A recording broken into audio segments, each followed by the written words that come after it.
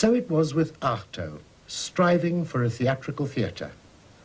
And so it was with Bertolt Brecht, who represents another contemporary force, the political theatre. Brecht was born in 1898 in Bavaria, the son of a well-off businessman. His military service in the Great War made him a pacifist for the rest of his life.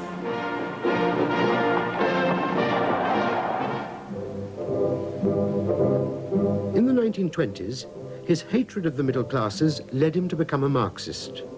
In 1928, he collaborated with the composer Kurt Weill on an adaptation of John Gay's The Beggar's Opera, which he called Drei-Groschen-Oper, the Threepenny Opera.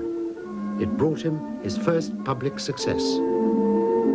Und der Heilig, der hat Zähne und die trägt im Gesicht. Brecht wanted his audience to be entertained, but he also wanted them detached and critical. Through his theory of alienation, he used a variety of devices to disengage the audience, to interrupt the action and destroy the theatrical illusion. He did away with realistic scenery and props, all reminders to the audience that they were watching a performance. Instead, he used songs to tell them what was going to happen next. He didn't want his audience emotionally involved with plot or suspense. He wanted them to take a more rational view of what happened on stage and learn a social lesson from it. Das Große bleibt groß nicht und klein nicht das Kleine, die Nacht hat 12 Stunden, dann kommt schon der Tag, dann kommt schon der Tag. Es wechseln die Zeiten, die riesigen Pläne der Mächtigen kommen am Ende zum Halt, die Nacht hat 12. After the Second World War, Brecht created a company to propound his theatrical views, the Berliner Ensemble, in East Germany, in which his wife, the actress Helena Weigel, played an active part. Here she is in her most famous role, Brecht's Mother Courage.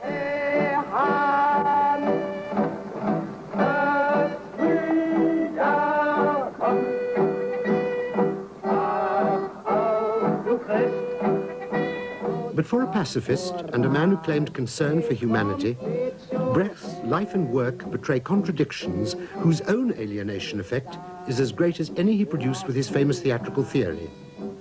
As the critic Ernest Bornemann noted, every device which he used to destroy the magic of theatre became magic in his hands. The exposed stage lights, far from alienating us, communicated all of Brecht's love for the stage. The very rhythm of interruptions became a poetic pattern and destroyed the purpose for which they had ostensibly been conceived.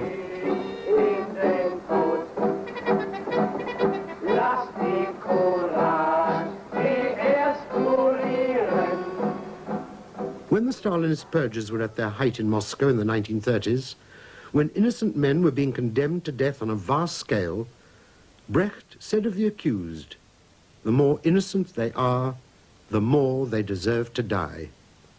And when his own mistress, the actress Caroline Neher, was arrested in Russia and never seen again, Brecht failed to intervene on her behalf. To be fair, I don't know any other dramatists who faced dilemmas of this kind in their own lives.